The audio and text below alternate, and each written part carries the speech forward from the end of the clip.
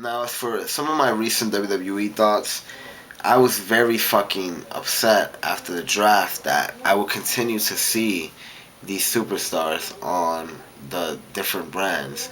And there was a point, it got to the point where we see two competitors from SmackDown competing on Raw. I can understand if you're mixing it, and that's a little excuse, but I think we saw just straight up Kane versus someone from Raw. I forgot. I really did. But someone from SmackDown. And I was getting mad, but they kept saying that they were going to end that, and they have. Superstars has debuted it before. Um, when they were talking about it, I found it as an interesting concept. But now it looks like they're just using it instead of. At first, I thought it was going to be an all wrestling show and just feature matchups from different brands. But it just seems now like they're just using it as another opportunity to build up pay-per-view matches. I kind of wanted Superstars to be a type of like not storyline directed, just straight out wrestling, 3 good matches in 1 hour. You know what I mean?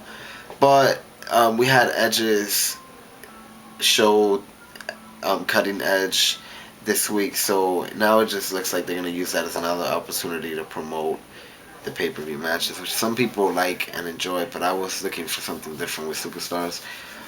Now, Triple H taking off some time selling the punt, and I thought John Cena was gonna take out time as well, but he's not. I don't know if somebody fuck. I don't know if somebody fucked up on Raw, where the Miz was calling out John Cena for like who knows how many minutes straight. I know they're selling that it's gonna take a while for him to get out there, but we came back from a commercial break and Miz is still calling him, and it was like if I don't know if they were seeing how well Miz. I don't know if they fucked up. I don't know if they planned it to be that long. I don't know if they it was a surprise to the Miz and he just had to continue to improvise. I don't know if WWE just wanted to see how good he can improvise. At first he started losing what he was saying. He just kept repeating the same stuff. Are you gonna come out here? But then he brought back some interest to his promo, because he started getting mad, taking out his helmet and screaming, saying, you always say come get some, I want it all, whatever. So I think he passed the test if that's what WWE was doing. MVP they're really pushing MVP, which is good. I've never been a huge fan of MVP, but it's really a fresh fucking breath of air to see them really, really pushing MVP like if he's main event status. He went from whatever position he had in SmackDown to now being one of the top faces in Monday Night Raw. And not just saying that he's one of the top faces, but actually booking him in a way that is believable. The way he interrupted Randy Orton last week, I thought it was such a shock. I was like, wow, it's always great when some of the main event stars are taking time off, because it's fresh feuds and so forth. Which leads me to Batista and Randy Orton at Judgment Day. I'm gonna, be interested in this match. I want Randy Orton to kill that old steroid abusing fuck. But it's a fresh match. I don't know how John Cena's gonna. I'm not sure. Somebody please tell me. Is John Cena booked to wrestle Big Show at Judgment Day? Because I don't really know if they continue to sell that he's very, very fucking injured and he's walking out like this. And he's all depressed and shit. It wouldn't work if he's gonna fucking go out there and put on a match with Big Show. They need to do something. Now, I was mad when it was announced that that Randy Orton was gonna face Shane McMahon on Monday Night Raw when it was announced last week, because I was like, oh, why should I be like, oh my god, yes, they're gonna fight?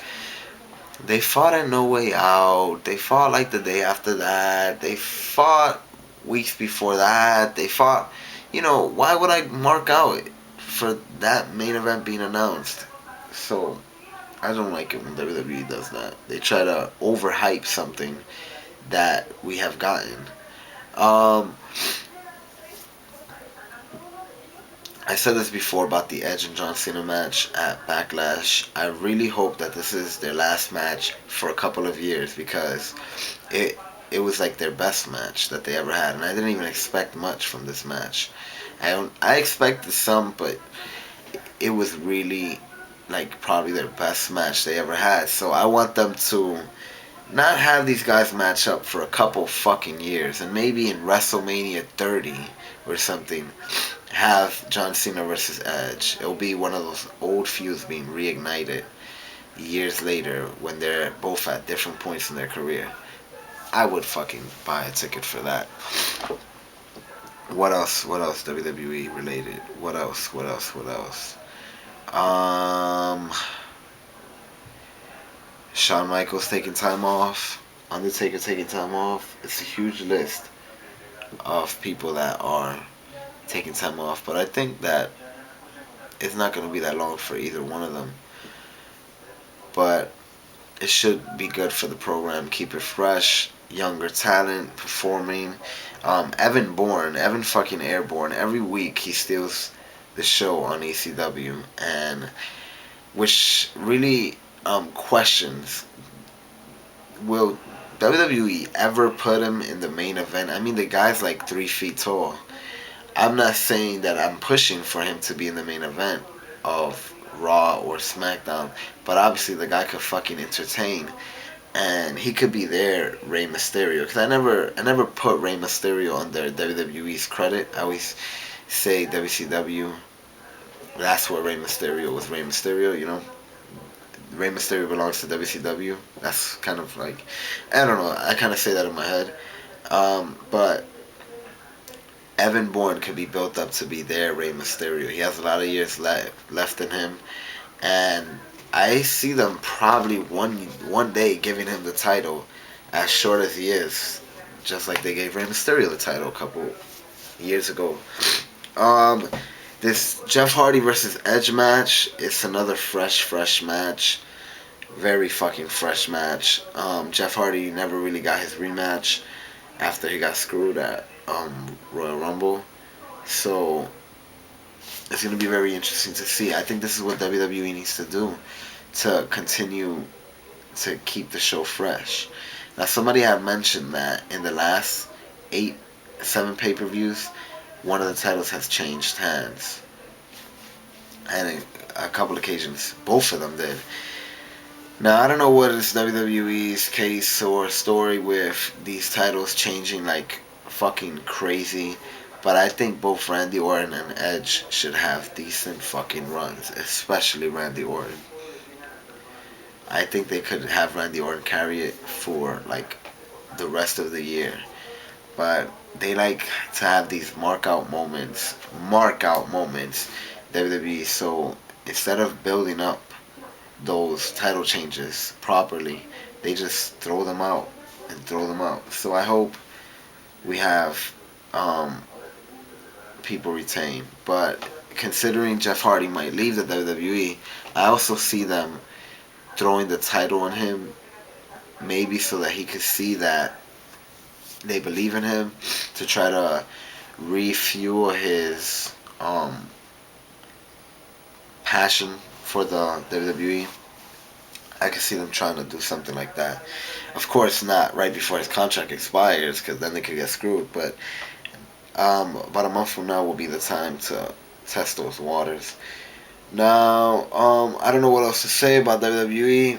If anybody has any questions on how I feel about something, just let it be known in the comments, and I will reply to you. Yeah. Judgment Day looks like it's gonna be building up nice. I don't know. I'm getting a different vibe from WWE.